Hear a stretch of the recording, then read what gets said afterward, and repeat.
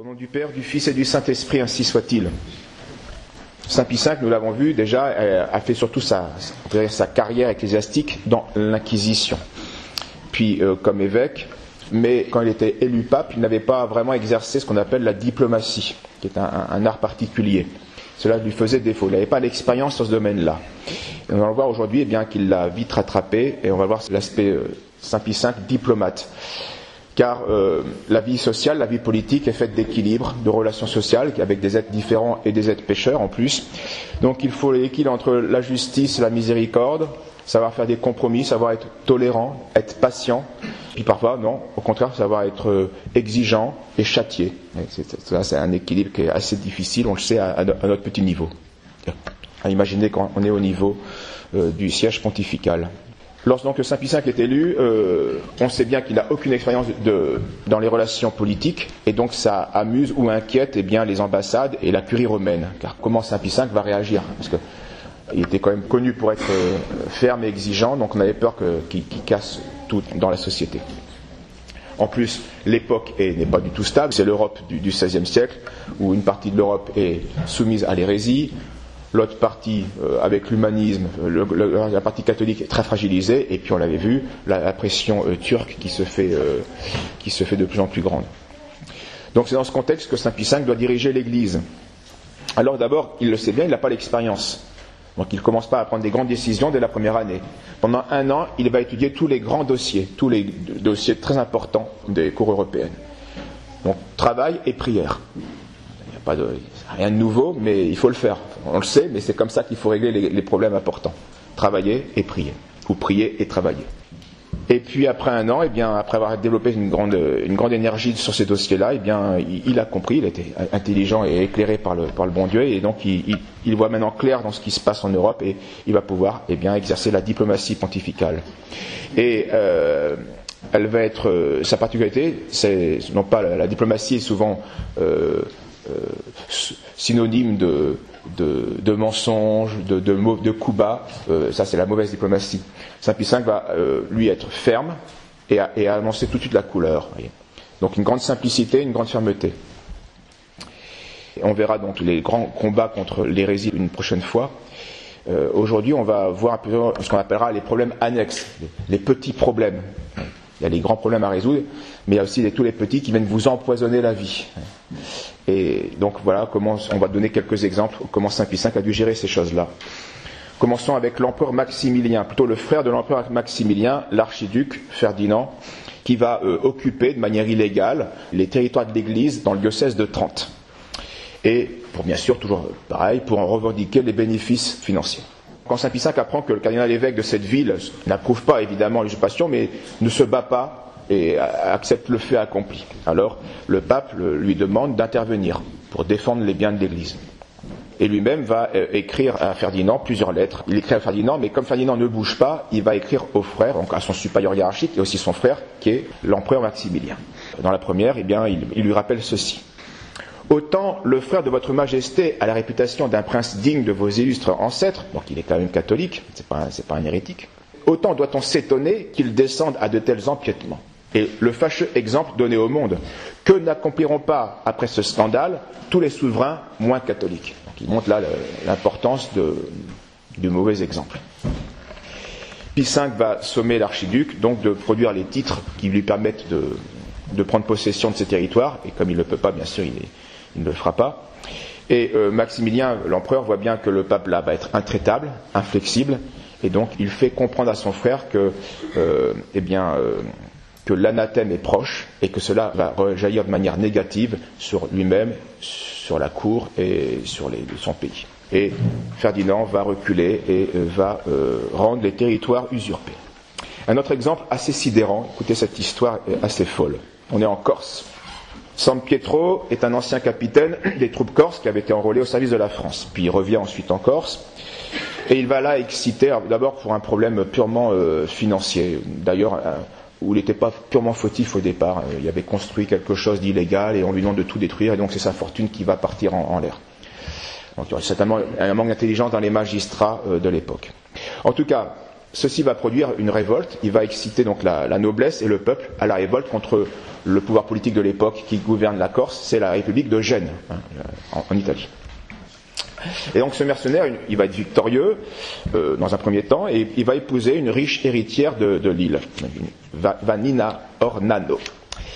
Et puis pendant qu'il parcourt les cours d'Europe pour avoir plus d'alliés, parce que la victoire est temporaire, la République de Gênes va confisquer bien sûr tous ses biens et va proposer à sa femme de venir à Gênes pour solliciter du doge la levée de cette sanction. Alors, de manière inconsidérée, elle part, mais en route, sur mer, elle se rend compte que c'est un piège, elle change de direction, et parce qu'elle aurait été certainement otage avec ses enfants, et donc ça aurait été une monnaie d'échange. Et elle débarque à Marseille. Là, son mari, San Pietro, juge que son honneur c'est un Corse, il juge que son honneur a été bafoué, et que l'indépendance de la Corse a été menacée à cause de l'inconsidération de sa femme. Alors il lui présente ses excuses à sa femme, mais il lui signifie que sa conduite mérite la mort. Et la Corse, la femme corse, sans s'émouvoir, elle n'est pas étonnée de cette réaction, sans s'émouvoir, elle comprend, mais elle demande comme faveur que ce soit son mari lui-même qui la tue de ses propres mains. On est dans une tragédie corse. Et son mari va s'exécuter. Par amour pour sa femme, il va l'étrangler lui-même. Voilà. C'est l'histoire des hommes. Excessif, évidemment. Il revient en Corse, et il rallume la guerre contre les Génois. Il va succomber dans une embuscade, et c'est son fils, par vengeance, on est en Corse, qui rallume la guerre contre la République de Gênes.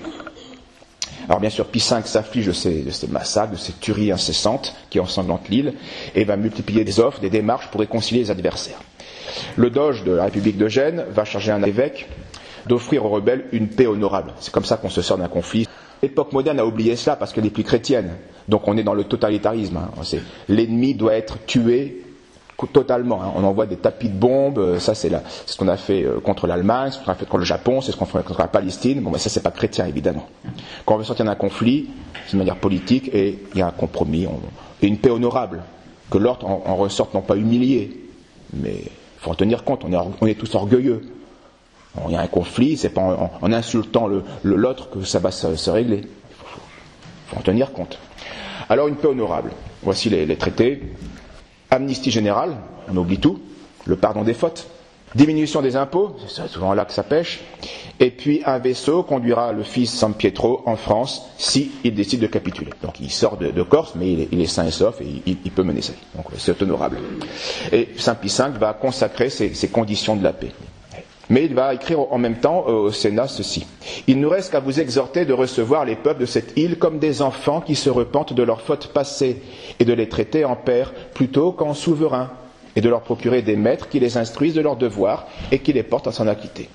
Si par le moyen des instructions que vous leur procurez, ils s'abstiennent d'offenser Dieu et s'adonnent à la pratique de la vertu, vous n'aurez plus sujet d'appréhender des révoltes parce que ceux qui pratiquent la justice ont horreur de ces soulèvements.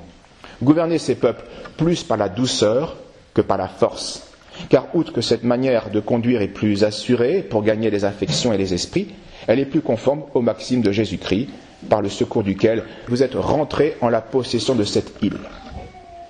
Toujours la providence qui mène, et il faut en tenir compte. Dieu est chef, il t'a rendu ce pouvoir, il faut en user bien. Et puis il va en même temps exhorter les évêques à enseigner les enfants comme les personnes âgées, précise-t-il, des devoirs chrétiens, et il demande à ce qu'on traduise dans la langue corse le catéchisme du Concile de Trente. Passons à Milan, toujours avec Saint Charles Borromée. On a déjà vu un cas assez extraordinaire, donc souvenez-vous, l'ordre des humiliés. Vous allez voir que Saint Charles Borromée c'était pas de tout repos son diocèse. Deux choses vont pas se passer à Milan. Et là aussi, remarquez-le, tous les ennuis qu'un saint a, alors qu'il veut simplement appliquer de manière parfaite les lois de l'Église et l'Évangile, dans un pays chrétien. Donc Saint Charles Borromée est zélé pour la réforme de son diocèse. Mais bien sûr, les réformes, ça demande de réformer ses défauts, et donc ceux qui ont des défauts sont mécontents. Alors c'est pas des petits défauts, il s'agit des péchés publics, des adultères et des concubinaires, qui refusent ces remontrances. Alors une mutinerie va s'éclater dans la ville, et l'autorité civile excités par les réfractaires justement, eh bien, vont se retourner contre le capitaine de justice de l'évêque. L'évêque avait un pouvoir aussi temporel. Et donc ce capitaine de l'évêque là est tapé publiquement et banni de Milan. Alors l'archevêque bien sûr défend son serviteur et excommunie les responsables et saisit le Saint-Siège de l'incident. De son côté, le gouverneur, le duc d'Albuquerque, qui était un Espagnol, va informer son souverain Philippe II. Et il présente l'archevêque de Milan comme étant un ambitieux qui cause du trouble dans la ville. Saint Pie V doit écouter les deux versions, les deux parties, et voici ce qu'il envoie faire dire par un nonce à Philippe II. Vous représenterez à Sa Majesté que, loin de prétendre soulever ces sujets contre sa puissance, le Saint-Père n'a qu'un désir, accroître leur soumission, mais qu'il est plus facile de gouverner les États dont le peuple vit chrétiennement et respecte l'Église et les personnes ecclésiastiques, que les provinces irreligieuses aient dissolues. Donc il montre que c'est l'intérêt politique que ces citoyens respectent la justice, parce qu'il y aura moins de passion et donc moins de désordre. Sa sainteté est fort contristée de cette désobéissance et se prépare à sévir. Vous aurez donc soin de parler à Sa Majesté avec toute l'énergie convenable. Donc c'est toujours pareil, Saint Pie V, quand il dit qu'il est prêt à sévir, c'est que s'il le faut, il n'hésitera pas. Donc l'empereur commence à le connaître et va calmer les ardeurs de son ministre. Pendant ce temps-là, le pape, lui, fait convoquer les coupables à Rome, étudie la chose toujours, et comme il a obtenu satisfaction sur les points essentiels de l'affaire, eh bien, et pour ne pas irriter les susceptibilités espagnoles, eh bien, il va tempérer les sanctions. Il n'est pas obligé de punir jusqu'au bout alors qu'il y a déjà l'essentiel qui est acquis. Ça aussi, c'est intelligent, c'est de la bonne diplomatie. Et cette indulgence, remarquez-le, cette indulgence contre les coupables, elle est mal vue par les partisans de l'archevêque de Saint-Charles-Borromée. On voit ça comme une faiblesse du pape et une trahison de la bonne cause. C'est comme ça que certains l'ont vu. Mais c'est pas comme ça que Saint-Charles-Borromée le voit. Voici ce qu'il dira pour calmer les ardeurs de ses partisans. Le Saint-Père a pu être traversé par de nombreuses considérations qui touchent au gouvernement de l'Église. Il n'y a pas que Milan. Parce que les problèmes de Milan peuvent avoir des conséquences sur toute l'Église. Donc il faut aussi tenir compte de ce problème-là, de cette interférence. Et ça, c'est pas à Saint-Charles-Borromée de le juger. C'est à Saint Pie V. Considération que j'ignore et que je ne puis voir. Néanmoins, je ne doute pas que sa béatitude, donc Saint Pie V, ait eu le seul désir de procurer le plus sûrement la gloire de Dieu et la paix de son Église. Saint Charles-Borromée voit bien que toute justice n'a pas été accomplie, mais il y avait des raisons de plus haute justice qui le demandaient. Toujours à Milan, toujours une opposition à Saint Charles, plusieurs ecclésiastiques prétendaient être exempts de sa juridiction. Et donc l'affaire va s'envenimer, les chanoines se barricadent chez eux avec des hommes armés qu'ils ont payés dans l'église et ils tirent des coups d'arquebuse pour faire fuir Saint Charles qui voulait leur parler. Donc face à cette violence, là il est obligé de punir évidemment, il lance l'interdit sur le chapitre et donc à nouveau ça va créer des démêlés entre le roi d'Espagne et le pape. Parce que la ville commençait à se révolter. Alors Saint Pie V, il suit la chose. Il va d'abord consacrer 10 jours uniquement à ce problème-là, alors qu'il a autre chose à faire, mais 10 jours il étudie les pièces du dossier, et puis il va écrire un bref. Aucun affront, écrit-il, n'a pu être subi par un dignitaire éminent de l'Église sans nous atteindre, nous et le Saint-Siège. Votre Seigneurie souhaiterait que nous tinssons le cardinal Borromée pour un homme prime-sautier et opiniâtre, alors que, malgré la juste confiance que nous accordons à vos dires, l'équité nous oblige à ne point ratifier votre opinion. Il nous souvient en effet de l'admirable conduite de ce digne archevêque quand, sous le pontificat de son oncle Pie IV, notre prédécesseur, il régissait merveilleusement les affaires de l'Église. Si son caractère méritait les reproches que vous lui adressez, comment admettre que durant une administration plus considérable et plus difficile, il n'en ait point apparu quelques traces? Donc l'argument est irréprochable. Il a été exemplaire dans des choses très difficiles. Pourquoi voulez-vous qu'à Milan, il change complètement de conduite? Nous ressentons donc une grande peine de voir un évêque manifestement donné par Dieu à votre ville, si pur et si zélé, si prompt à déraciner les mauvaises mœurs, attaqué par ceux qui devraient le défendre et le combler d'éloges, et victime de récriminations aussi injustes qu'il est exempt du nombre même d'un défaut. Première lettre, donc, qui reste sans effet. Un mois plus tard, deuxième lettre au gouverneur de Milan. Vous déclarez que la défense de la juridiction royale vous obligera de chasser le cardinal de la ville, de la province. Voilà ce qui est en jeu. exil de Saint Charles de Gaulle. Quoique nous n'éprouvions nul embarras de répondre à cette menace conformément à la justice, nous vous avertissons, par pure bienveillance, écoutez, ça, là, c'est la diplomatie, de réfléchir avant de réaliser vos intentions, afin que vous ne regrettiez pas tardivement de vous être engagé dans une impasse dangereuse. Ce n'est point pour le cardinal que nous appréhendons. Que lui adviendra-t-il de plus glorieux que d'encourir le bannissement pour avoir défendu la liberté et les droits de l'Église ?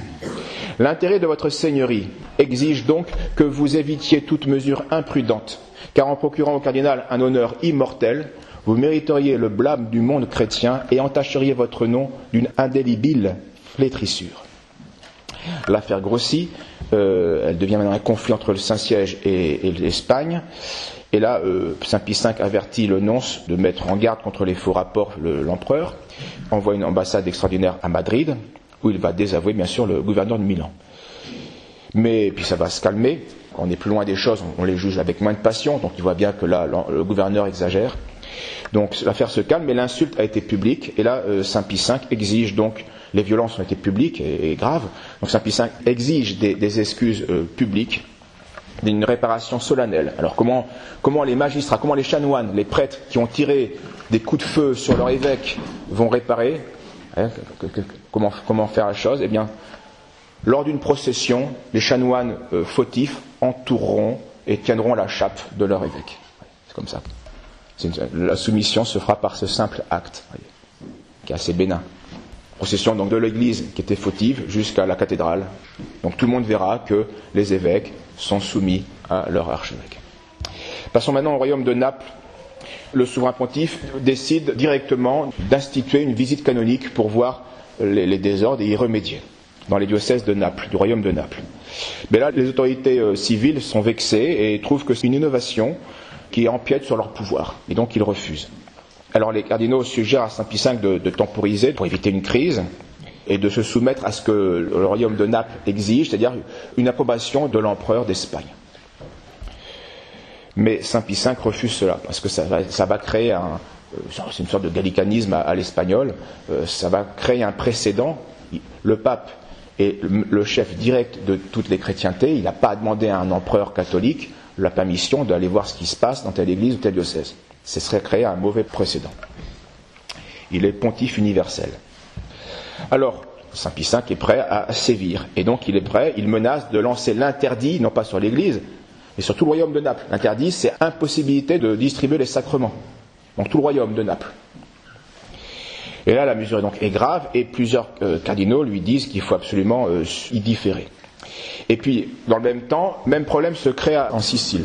Donc là aussi, là, Saint Pie V comprend que c'est pas le bâton là qui va dénouer les choses, vous voyez, parce que un cas d'accord, mais deux, vous voyez, ça va commencer un effet de groupe. Donc là, eh bien, alors qu'il était dans son droit, il aurait pu frapper, il aurait pu remettre l'ordre ainsi, mais il juge que plus diplomate et plus intelligent, eh bien, de négocier et finalement d'obtenir satisfaction. Ensuite, maintenant, dans le Saint-Empire, la Prusse, vous savez, l'origine de la Prusse, c'était d'abord de grands territoires qui appartenaient à l'ordre teutonique, un ordre militaire, religieux, catholique. Malheureusement, avec l'hérésie de Luther au XVIe siècle, en 1526, le grand maître de l'ordre teutonique, eh bien, va apostasier, va tomber dans l'hérésie, va même se marier, etc., avec une fille du roi de Danemark. Et donc, tout cet empire, toutes ces terres de l'ordre teutonique vont être profanées et vont passer à l'ordre civil, à l'ordre qui va donner la naissance à la Prusse. Ainsi pendant 40 ans, jusqu'à la mort de cet apostat, qui toute sa vie a été certainement marqué par les malheurs. Une sorte de châtiment sur terre déjà. La décision qu'il a prise aura des conséquences catastrophiques pour l'Europe. Si la Prusse était restée catholique, ça aurait changé pas mal de choses dans l'histoire européenne. Sa vie va être assez chaotique. Des 7 enfants qu'il a eus, de sa première femme, 6 vont mourir en bas âge. Quand même une épreuve assez douloureuse. La seconde femme qui va lui donner une fille aveugle et un fils qui était fou. Bref, passons. Ce fameux maître, cet apostat, va mourir. Donc le royaume prusse est entre guillemets libre. Donc la question prusse se pose de nouveau. Et donc le Saint-Siège a des droits sur ces terres. Mais Saint Pie V comprend qu'une victoire de territoire pourrait tourner en fait à une défaite spirituelle vu le contexte allemand. Il y a 40 ans se sont écoulés et l'hérésie s'est fort installée et donc on n'est plus comme si c'était à l'époque.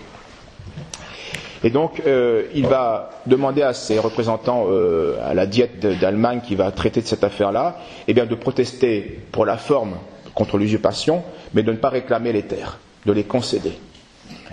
Et ça va surprendre le peuple hérétique qui pensait qui craignait que le pape fasse un coup de force. Et ça va avoir des effets bénéfiques. Une prévention contre l'Église catholique va tomber et une certaine liberté du culte va pouvoir se réinstaller en Prusse et dans certains cantons allemands grâce à cette action de Saint Pie V, où des dominicains vont pouvoir de nouveau s'installer et donc retrouver un ministère et donc des conversions. On va finir par la Pologne. C'est le prince Sigismond qui a été 2 fois veuf, donc il a perdu 2 fois sa femme. Il va contracter un 3e mariage avec Catherine, sœur de l'empereur Maximilien. Mais soit incompatibilité de caractère, soit frivolité et inconduite du prince, ça se passe très mal, et la reine retourne chez son frère et quitte son mari, le prince Sigismond. Alors face à ce prétendu abandon, Sigismond, encouragé par 2 mauvais évêques particulièrement, va demander au souverain pontife la rupture de son mariage, sous prétexte que sa dynastie ne peut pas s'éteindre et qu'il lui faut des enfants, donc une femme. Alors Saint Pie V comprend tout de suite la gravité de la situation parce que la Pologne est entourée du schisme et de l'hérésie. Si la Pologne tombe, ça va être une catastrophe pour le bien catholique. Et en effet, les protestants poussent dans ce sens-là. Ils pourraient reproduire en Europe ce que l'Angleterre a fait. À cause d'un mariage malheureux, le prince veut divorcer mais il ne peut pas, alors il dit qu'il le peut en changeant de religion. Voici ce qu'il va écrire à cette époque, Saint Pie V. Ceux qui ont inspiré, il parle au prince, ceux qui ont inspiré cette pensée à Sa Majesté sont hérétiques ou fauteurs d'hérésie, afin que, ayant fait cette démarche par ce divorce illégitime, ils plongent le royaume dans une abîme d'erreurs et de factions. J'assure votre Majesté qu'elle offensera grièvement Dieu en violant la sainteté du sacrement du mariage, qu'elle nous fera un sensible outrage et qu'elle scandalisera tous les catholiques, qu'elle ternira par cette tâche la gloire de sa très illustre famille. Écoutez bien cette phrase. Pour la naissance d'un héritier, votre Majesté doit savoir que la succession à la couronne dépend de la pure volonté de Dieu qui distribue les sceptres et les diadèmes à qui il lui plaît, duquel vous pouvez d'autant mieux espérer cette grâce que les moyens dont votre Majesté prétend se servir pour y arriver, violant ainsi la sainteté de ses lois. Et toujours pas cette providence. Dieu donne ses grâces et les sceptres, donc le pouvoir, à qui il veut, comme il veut. Et c'est encore vrai aujourd'hui. Notre charge de souverain pasteur nous a obligés à écrire ce bref, que si votre Majesté refuse de suivre notre conseil, ce que nous ne croyons pas, nous ne pourrons faire autre chose que d'en ressentir une extrême affliction, que de plaindre la Pologne, que ce divorce remplira de calamités et que de déplorer les malheurs qu'il attirera sur toute la République chrétienne. Alors je passe sur les détails de cette affaire qui va traîner sur plusieurs années. Finalement, Saint Pie V va s'adresser aux chefs, aux 2 évêques fautifs de cette conjuration, des renégats, mais étonnamment, qui restent en poste. Je n'ai pas l'explication. L'archevêque de Gnesen et celui de Cracovie. Il leur écrit ceci. Se pourrait-il que des évêques montrassent moins d'énergie à défendre l'Église que les protestants de zèle à l'opprimer? Vos pères dans la foi, ces saints martyrs dont vous occupez les sièges, estimèrent plus glorieux de mourir pour l'honneur de Dieu que d'assister à l'asservissement de l'Église. Vous n'aurez point la faiblesse de dégénérer, sans peur d'exposer votre vie. Vous vous souviendrez que subir la mort pour une cause sainte est un honneur et un devoir. Bien, mais aussi pour montrer que sa patience a des bornes, il demande quand même l'exclusion d'un évêque qui était prévaricateur. Et voici la dernière extrait avant de conclure. Votre Majesté s'aveugle quand elle prétend pacifier ses États par des concessions indignes d'un prince chrétien. L'exemple même de la France que vous alléguez, cher fils, au lieu de vous servir d'excuse, doit vous tenir comme un aiguillon de résistance. Votre allusion à la doctrine et à la conduite de notre divin maître n'a pas plus de poids, car en citant la parole qui a interdit d'arracher les mauvaises herbes, de peur de détruire avec elles le bon grain, vous savez, c'est cet évangile qu'on a chaque année. Votre Majesté n'en use pas dans le sens où il faut le comprendre, comme quoi même les paraboles, même les meilleures paroles de l'Évangile peuvent être détournées de leur sens. Bien plutôt eussions-nous souhaité qu'elle ne se souvînt des expressions si claires par lesquelles ce même Sauveur dépeint la désolation des royaumes divisés. Or, quel sujet de discorde plus pernicieux et plus fécond que les querelles religieuses. Si les désordres se sont récemment multipliés au point que votre Majesté éprouve de l'embarras à les déraciner, combien plus, du moins, doit-elle concentrer ses efforts pour mettre un terme au désarroi que cause l'imposteur de Kiovi, donc l'évêque encore.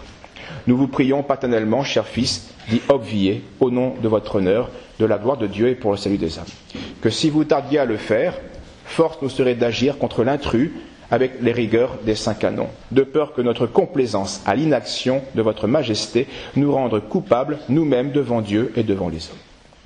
Je passe encore, plusieurs lettres sont échangées. Vous voyez comment ça, c'est quelques lignes, mais la gravité de la situation, le temps que ça prend et l'énergie que ça prend pour Saint Pie V, les soucis que ça lui cause, etc. L'enfer s'enlise, elle ne se règle pas, au contraire, elle empire. Et puis, entre guillemets, miracle, sa femme, Catherine, va mourir de sa bonne mort. Donc le prince Sigismond se trouve libre enfin de faire ce qu'il voulait faire, contracter une nouvelle alliance pour avoir une descendance. Et là, écoutez ce qui se passe, et là on voit la fragilité humaine, l'instabilité des hommes, eh bien, il va pleurer sa femme qu'il voulait quitter, et renonce au mariage. Donc, 5 ans de galère, 5 ans de diplomatie pour finir comme ça.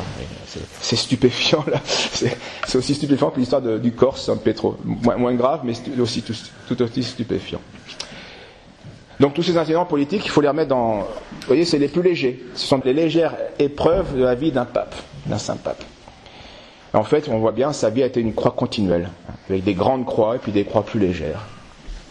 On verra les grandes croix, les plus grandes, les prochaines fois, qui sont principalement l'hérésie et l'humanisme. Au nom du Père, du Fils et du Saint-Esprit. Ainsi soit-il.